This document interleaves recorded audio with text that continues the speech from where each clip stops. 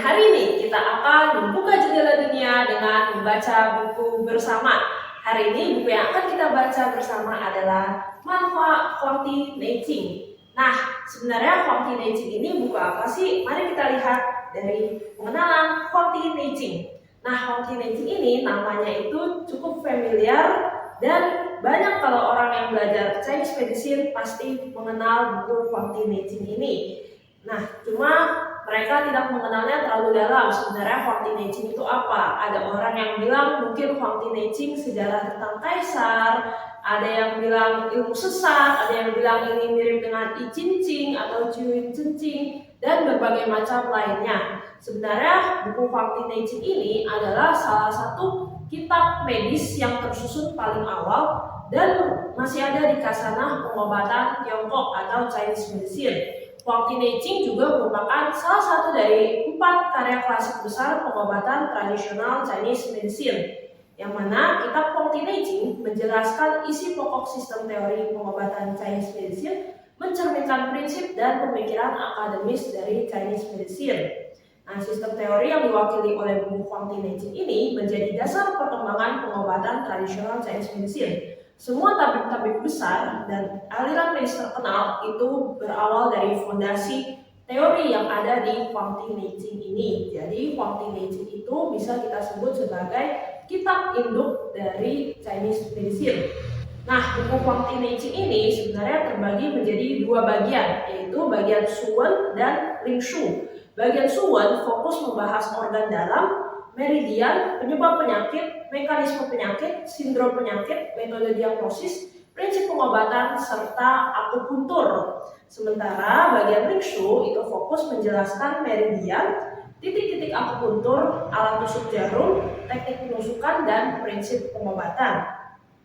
Dalam buku Huangdi Neijing juga ada beberapa konsep, diantaranya yang pertama adalah pandangan holistik yang menekankan hubungan, kesatuan, keterkaitan, dan koordinasi antara tubuh manusia dengan alam semesta, serta antara bagian-bagian tubuh manusia itu sendiri. Lalu yang kedua adalah konsep yin yang dan 5 unsur, yang mana menjelaskan mekanisme bahwa segala sesuatu di dunia itu saling memelihara, saling membatasi, dan berada dalam perubahan yang terus-menerus. Konsep yang ketiga adalah konsep Changxiang dan meridian.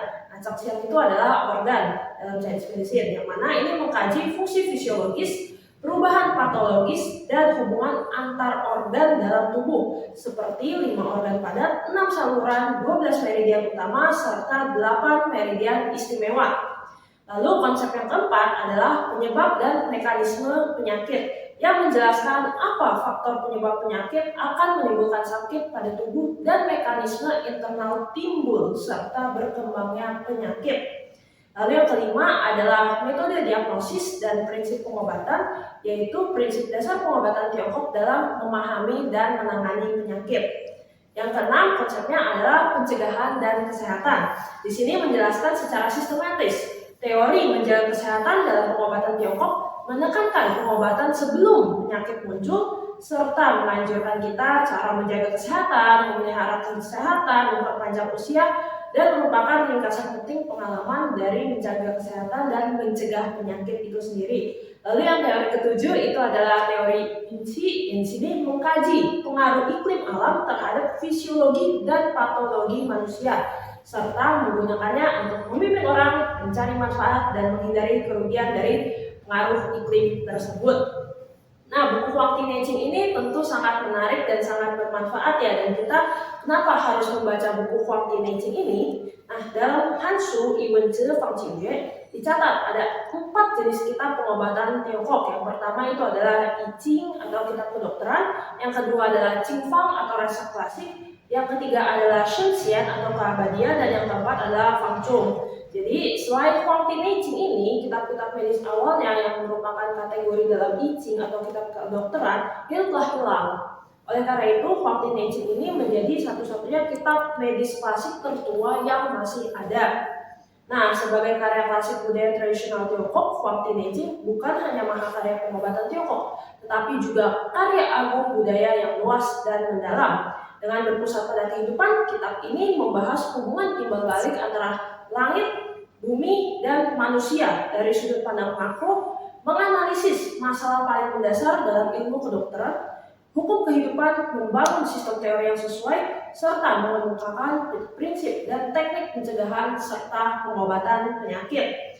Quantum teaching ini memuat pengetahuan kaya dari berbagai bidang seperti filsafat, politik, ekonomi, astronomi, dan lainnya. Jadi quantum teaching ini merupakan ensiklopedia yang berpusat pada persoalan kehidupan. Nah, terkata buku quantum teaching ini menurut Nan Huaijin lebih dari sekedar buku kedokteran. Buku ini mencakup bagaimana menyembuhkan dunia, menyembuhkan manusia, menyembuhkan negara, dan menyembuhkan masyarakat. Jadi buku quantum teaching ini merupakan sebuah buku komprehensif jantungnya tentang penyembuhan. Nah, itulah alasan mengapa kita ini sangat penting untuk membaca buku quantum teaching tersebut. Nah, cuma sebelum membaca buku ini perlu kita ketahui bahwa karena buku quantum teaching ditulis pada zaman itu yang mana mewakili tingkat teori medis saat itu. Jadi banyak diantaranya itu ada berupa hipotesis yang harus kita analisa secara kritis, dan di dalamnya juga ada konsep-konsep dengan arti yang berbeda dengan pengertian modern. Jadi kita ketika membacanya kita perlu mengkritisinya dan membacanya, menganalisanya dengan baik. Nah, oleh karena itu bagaimana kita langsung saja membuka bab 1 dan kita akan membaca serta mendalaminya secara bersama-sama. Let's go!